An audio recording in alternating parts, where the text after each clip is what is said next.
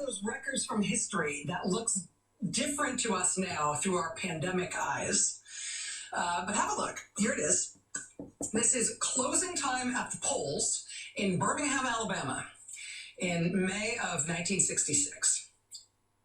Because we are all now citizens of pandemic 2020, you see a photo of anybody crowded together like this anymore, and it flips your stomach over a little bit, right? I mean, yeah, you're too close together, nobody's got a mask. It activates something in us now to see that. But there they are, 1,000 people or more, all crowded into that one Alabama polling place, May 3rd, 1966 in Birmingham. I can't do that nowadays for any reason, but there's something important to know about this photo, both for then and for us now. Again, that photo is 1966.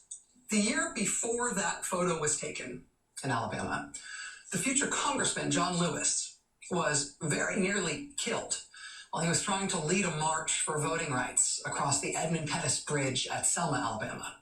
John Lewis and his fellow marchers, black and white, mostly black, were set upon by Alabama state troopers and by a mounted posse the local sheriff had rounded up among local white men.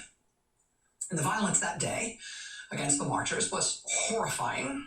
It turned out the country was watching as it happened, and that bloodbath on the bridge in Selma led directly to the passage and then the signing a few months later of the National Voting Rights Act. President Lyndon Johnson signed that law in considerable part because of the horrific blood sacrifices of those peaceful marchers.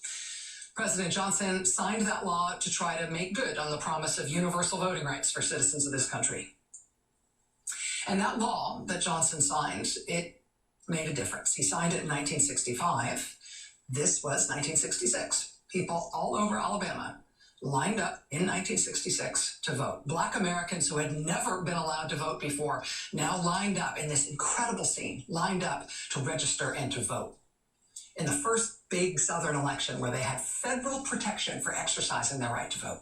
Thanks to John Lewis and his fellow protesters being beaten nearly to death by that sheriff and that posse on the bridge in the spring of 1965.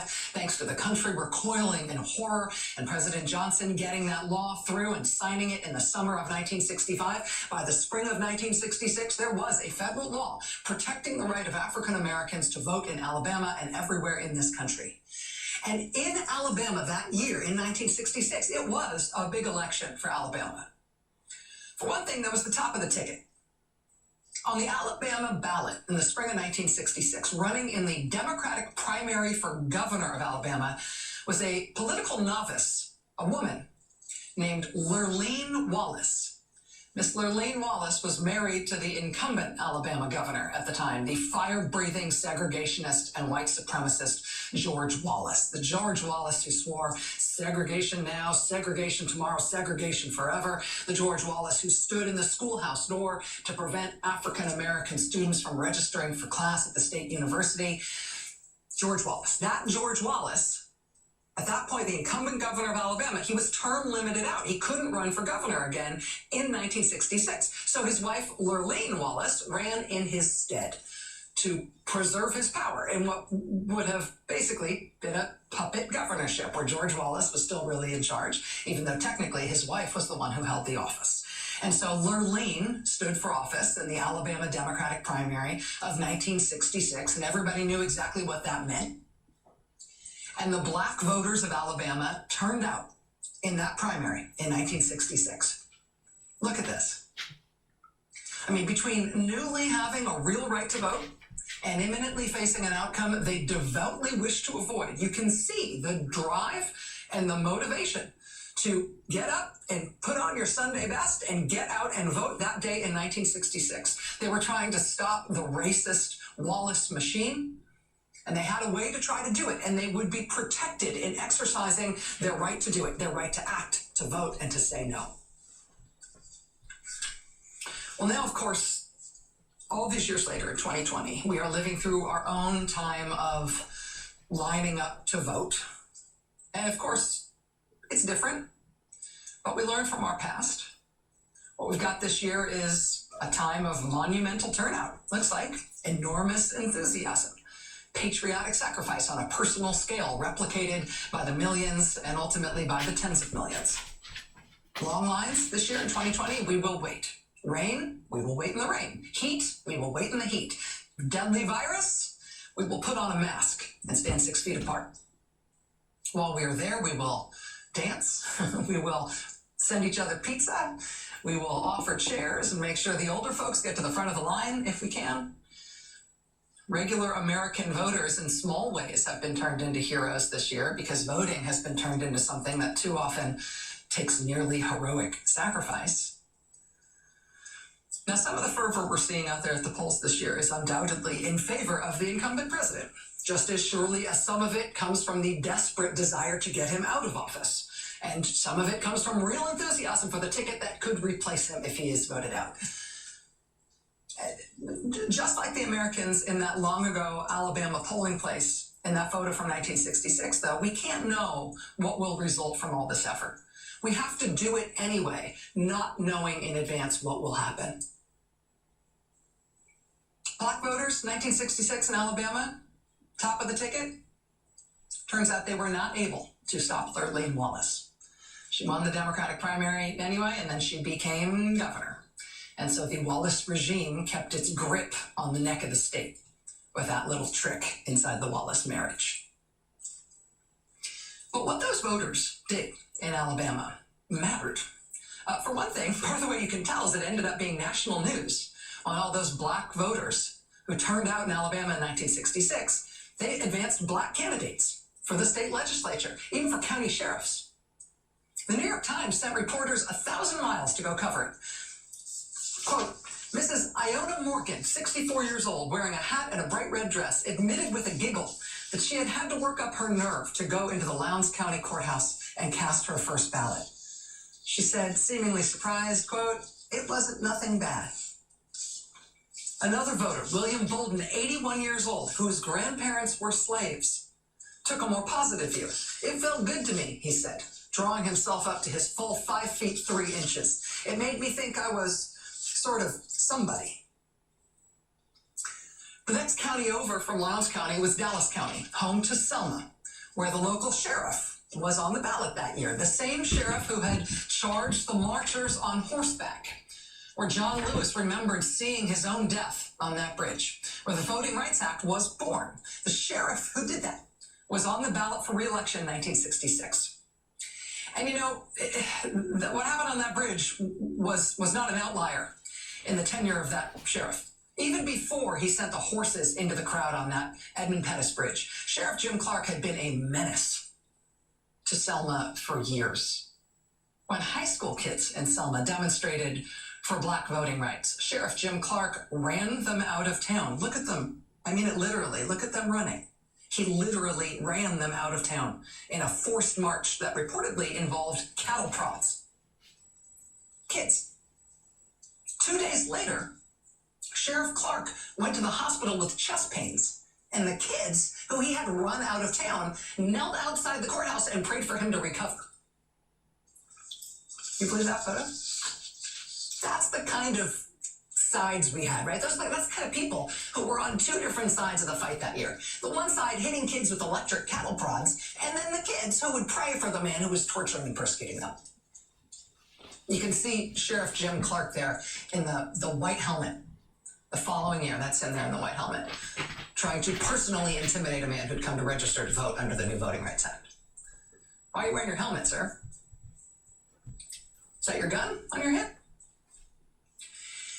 In the months leading up to that 1966 election, where Sheriff Clark was on the ballot, the sheriff sometimes used force, as you can see here. As he tried to stop new voters from registering, he was violent against black voters with no compunction. Sometimes instead, he stood by and laughed and jeered at them personally as the black people he supposedly served in that county lined up to become his voting constituents.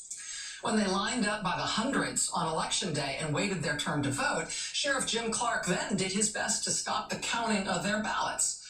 As sheriff, he personally challenged the contents of whole ballot boxes, entire ballot boxes from 6 minority precincts. He said they were all fraudulent and those votes shouldn't be counted. This is how one lawyer from the U.S. Justice Department remembers that moment in time. This was written up in the American Bar Association years later. It quotes Justice Department Attorney John Rosenberg. Quote, Rosenberg recalls that counting the ballots took a long time. And when 6 predominantly black wards hadn't finished by late evening, the county's Democratic Executive Committee picked up the boxes and refused to count their ballots. Rosenberg says, quote, we filed a civil rights action to require them to include the ballots. We weren't talking about who would win or lose, but the ballots in those boxes needed to be counted.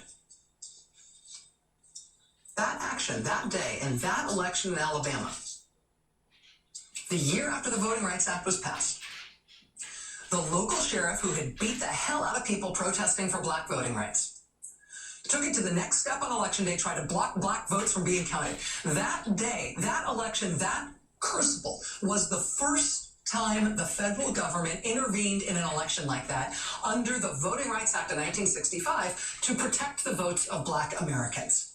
Justice Department lawyers entered into a civil rights action to make sure those ballots from those black wards were counted. And it worked. They took it to court. The court ordered that all the votes be counted, even the black ones, even though it was later in the evening than anyone expected. Rosenberg remembers, quote, we were before Judge Daniel Thomas, which we were worried about because he'd been slow in desegregating schools. He was more conservative. But Judge Thomas ordered that the ballots be counted, and the result of that counting was that Jim Clark was out. Sheriff Jim Clark was out. The voters had voted. The votes got counted. And the worst of the worst was out. He lost. Governor's race did not go their way that day. But the sheriff, who very nearly killed John Lewis, the sheriff who butchered his way through peaceful protesters on that bridge in Selma, who terrorized the people of his city and jeered at them and laughed in their faces and intimidated them personally, tried to block them from voting, tried to block their votes from being counted if they could manage to vote, he failed. They voted, and they voted him out that day in 1966, decisively. As a side note, you might be interested to hear that while John Lewis went on to become a lion and a beacon of American democracy, Sheriff Jim Clark would ultimately end up in a different way. He ended up serving 9 months in prison on a serious drug charge, conspiracy to smuggle thousands of pounds of South American drugs into Alabama. For the whole rest of his life, Jim Clark remained absolutely unrepentant about what he had done on the Edmund Pettus Bridge that day, and his jailing of thousands of activists and the forced march of the school kids who he hit with the cattle prods and all of it, right up until he died absolutely unrepentant. As we head into this election, this year, with all that we've got on the ballot, and all the challenges to getting our votes cast and counted, and who stands in the way of that, with all the newfound challenges of no longer having a federal voting rights law with any teeth in it, no longer having a Justice Department at the federal level that will help, thanks to the hardline right-wing ascendants in the courts and in Washington. As we head into this election, one of the things that we've got in our pocket are these photos, right? These interviews. We've got this lived experience, this history to stand on and to learn from. In 1966, when the New York Times sent reporters to go cover those long lines of African-American voters turning out in Alabama in that fraught election, in that terrifying time, one elderly first-time voter named Mary Reese told the Times, quote, I'm going to vote just as far against Jim Clark as I can against anybody in this world. I've been wanting him out for a long time. A long time. The reporter put that part in all caps, put the word long in all caps. The paper found Miss Mary Reese in line along with another 100 people, where she had already been waiting for 2.5 hours by the time they talked to her. People had begun lining up at 7:30 in the morning before the polls opened. This year, we are 1 week away from Election Day. As it stands right now, in most states, in I think it's 29 states, although check the courts, you have to have your ballot in by Election Day, or they won't count it. So even if you put it in the mail well before Election Day and you get it postmarked well before Election Day in 29 states, if that ballot isn't received by the close of the polls on Election Day, they're not going to count it. 29 states. In 28 of those 29 states, right now, it's on average taking more than 6 days for local first-class mail to get delivered right now. Well, That means it's done, right? Do the math. 7 days from now, it'll be 6 days from tomorrow if your vote isn't in the mail already. Bottom line, it's pretty much too late now to submit your vote by mail. Obama administration Attorney General Eric Holder saying so quite bluntly this morning. He said this online, quote, "It's too late to use the mails. It's too late to use the mails. Given Supreme Court rulings, I urge everyone to now vote in person. Early vote or use drop boxes. Protect your health, but don't let the court, meaning the Supreme Court, and the deliberately crippled Postal Service deprive you of your most precious civil right." The top elections official, Secretary of State in swing state Michigan, saying much the same thing today in detail for the voters of her state. She put out this press statement today. See the headline. Michigan Secretary of State Jocelyn Benson says it's too late to rely on U.S. Postal Service for absentee ballots. She says, quote, "We are too close to Election Day and the right to vote is too important to rely on the Postal Service to deliver absentee ballots on time." She says citizens who already have an absentee ballot should sign the back of the envelope and hand deliver it to their city or township clerk's office or ballot drop box as soon as possible. Voters who haven't yet received their ballot should go to their clerk's office in person to request it in person. Fill it out, sign the envelope, and submit it all in one trip.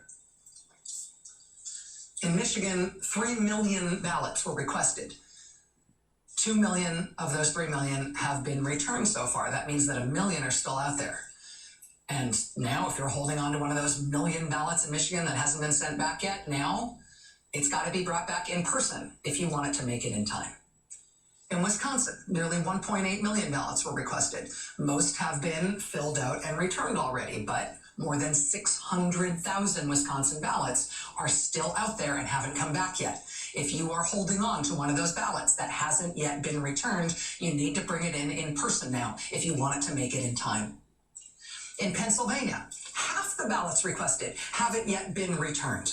If you are holding on to one of those ballots in Pennsylvania that hasn't yet been brought back to the state, do not put it in the mail. They need to be brought in by hand now, in person, if you're going to make it in time. North Carolina and Arizona, same again. Half the ballots that were requested aren't back yet. If you want your ballot received and counted on time in North Carolina, Arizona, Pennsylvania, all those hundreds of thousands of ballots need to come back now by hand, in person. It's too late for the mail.